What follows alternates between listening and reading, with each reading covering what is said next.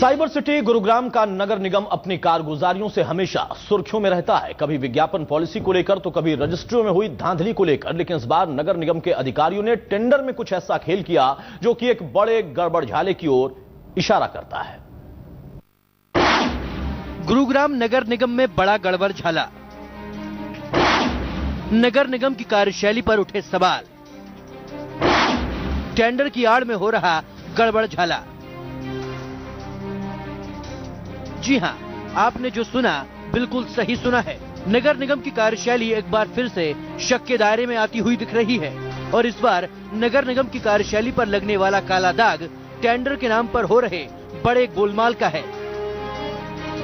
यकीन नहीं होता तो इन दो टेंडर्स को ध्यान से देखिए। यूं तो इन टेंडर्स में सब कुछ सामान्य सा दिखाई दे रहा है, लेकिन इन दोनों टेंडर्स की गहराई में झांकने पर ये भ्रष्टाचार और टेंडर की आड़ में चल रहे काले खेल की ओर इशारा करते हैं। जरा टेंडर नंबर 2805 की डिटेल पर नजर डालें। टेंडर में काम अकाउंट संबंधित मॉनिटरिंग दिखाया गया है।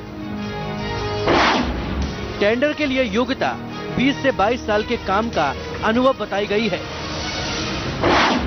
और कम से कम 3 साल में 1 करोड़ की बिक्री।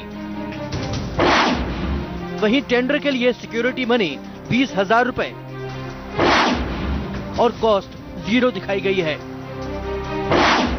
वहीं अब जरा टेंडर नंबर 2806 पर नजर डालें।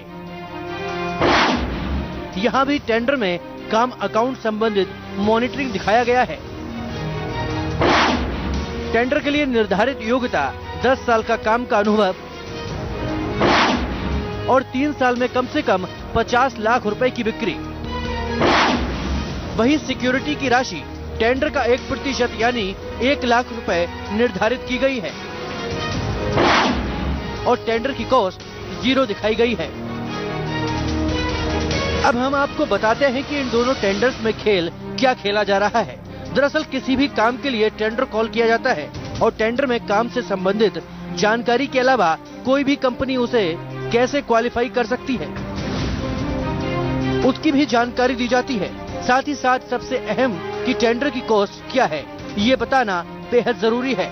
लेकिन हमारे नगर निगम के जिम्मेदार अधिकारी इन दो टेंडर में टेंडर कॉस्ट ही लिखना भूल गए हैं।